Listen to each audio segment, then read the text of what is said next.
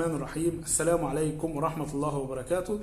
من حفر حفرة لأخيه وقع فيه. طيب ليه أنا بقول لك المثل ده؟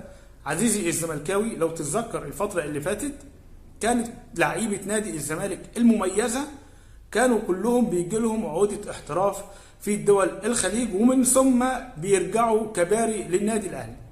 لكن من يوم ما مسك جون إدوارد نادي الزمالك بقى فيه ضبط وربط.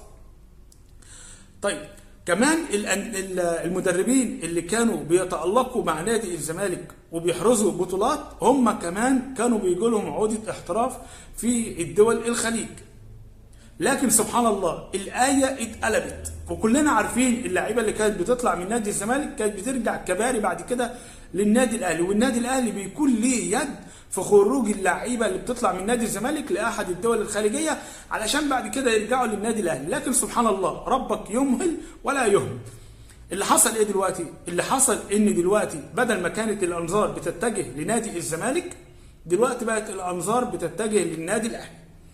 دلوقتي أشرف داري جاي له عرض من أحد الدول الخليجية وبالتحديدا في الدوري القطري. كمان وسام أبو علي جاي له عرض من أحد الأندية القطرية. كمان أليو جانج الدبابة المالية جاي له عرض في أحد الدول الخليجية. دلوقتي بقت الدول الخليجية هي اللي بقت بتحط عينيها على لاعيبة النادي الأهلي واللعيبة المميزة. علشان كده أنا قلت لك من حفر حفرة لأخيه وقع فيه. طيب تعالى بقى كده نتكلم عن الصفقات في الدوري المصري ومشاكل الدوري المصري. طيب النادي الأهلي، نتكلم عن أول صفقة للنادي الأهلي. النادي الأهلي يحسم صفقة اللاعب ياسين مرعي بعد التواصل مع إدارة فاركو، واللاعب وقع مع النادي الأهلي لمدة 5 سنوات مقابل 35 مليون جنيه.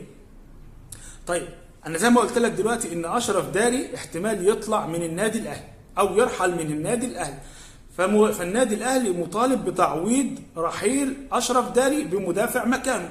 علشان كده النادي الأهلي بيضغط بقوة على إدارة فاركو من أجل الحصول على خدمات اللاعب ياسين مرعي، واللاعب يعتبر خلص بنسبة 90% مع النادي الأهلي. طيب ما تيجي كده نشوف خبر تاني، والخبر ده صدمة بالنسبة لإدارة النادي الأهلي. طيب الخبر ده يخص اللاعب أحمد حجازي. أحمد حجازي لاعب نادي نيوم السعودي بيرفض العرض المقدم من النادي الأهلي ويتمسك بالبقاء مع النادي السعودي.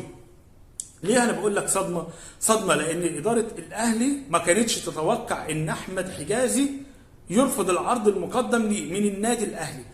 أحمد حجازي بيقول لإدارة النادي الأهلي إن أنا مش هرجع الأهلي، وإن أنا متمسك باحترافي داخل السعودية وهستمر مع النادي نيوم السعودي. طيب ده كان رد أحمد حجازي، ودي صدمة لإدارة النادي الأهلي. طيب ما تيجي كده نشوف كمان صفقة كمان أو عرض كمان مقدم لأليو جانج داخل النادي الأهلي. بيقول لك إيه؟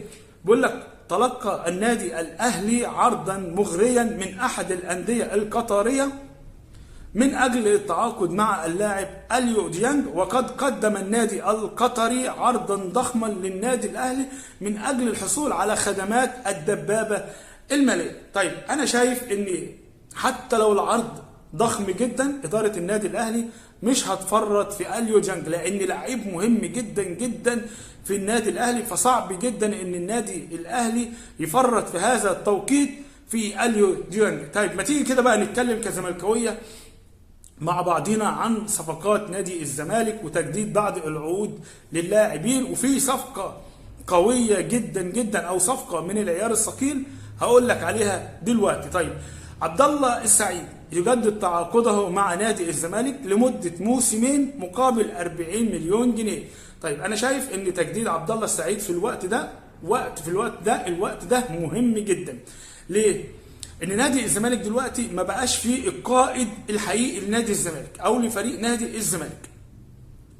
انت عندك حمزة المسلوسي كلنا نشهد له لاعب محترم ولاعب خلوق، وكان ممكن يعني يكون قائد لنادي الزمالك، لاعب عنده روح، لاعب بيحب نادي الزمالك وبيغير على نادي الزمالك. لكن الاداره بتاعت نادي الزمالك يعني استغنت عن حمزة المسلوسي واللاعب رحل عن نادي الزمالك. طيب عبد الشافي واللي يعتبر كمان قائد لنادي الزمالك كمان اللاعب اعتزل كرة القدم. كنا كمان حاطين املنا في شيكابالا ان هو يكون قائد نادي الزمالك في الفتره القادمه، لكن كمان شيكابالا اعتزل كره القدم، فما فيش لاعب دلوقتي اصبح يكون قائد لنادي الزمالك، وخصوصا دلوقتي ان الفريق ابتدى تخش له عناصر شابه، فلازم الشباب دهيت لازم يكون في واحد يحتويهم، لازم يكون في قائد يسيطر عليهم. فعبد الله السعيد انا شايفه اللي هيكون ان هو القائد بعد شيكابالا لنادي الزمالك، وانا شايف ان دهيت يعني حركه ذكيه من جون ادوار ان هو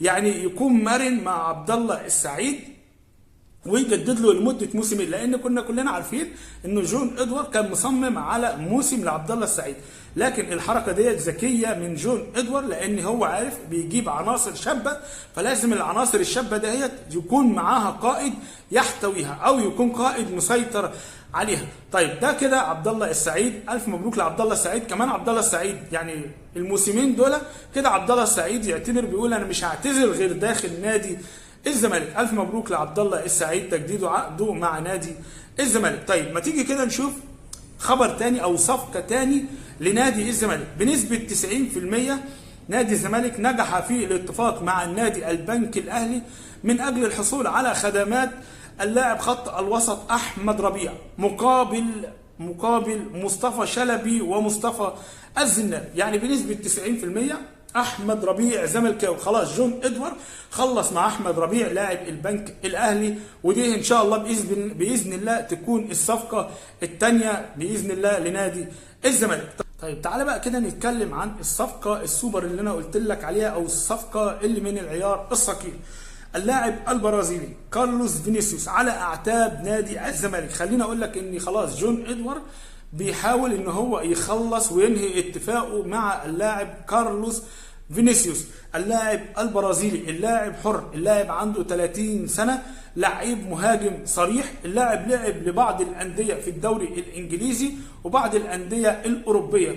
من أشهر الأندية اللي لعب لها في الدوري الإنجليزي كان نادي توتنهام ونادي فولهام، وكمان لعب في الدوري الهولندي مع نادي ايندهوفن، وكمان لعب مع نادي نابولي الايطالي، وكمان لعب لنادي البرتغالي بنفيكا. يعني صفقه من العيار الثقيل. اللاعب حر، واداره نادي الزمالك بتحاول ان هي تخلص معاه، وبالتحديد خليني اقول لك ان جون ادوار يعني الراجل ده عينيه كويسه وبيحاول ان هو يخلص مع كارلوس فينيسيوس، لعيب قوي. ان شاء الله باذن الله تكون صفقه سوبر لنادي الزمالك، ويكون لاعب اضافه لنادي الزمالك في الفتره اللي جايه. وبكده اكون انا خلصت كل كلامي معاك عن بعض الاخبار عن نادي الزمالك وبعض الاخبار عن النادي الاهلي.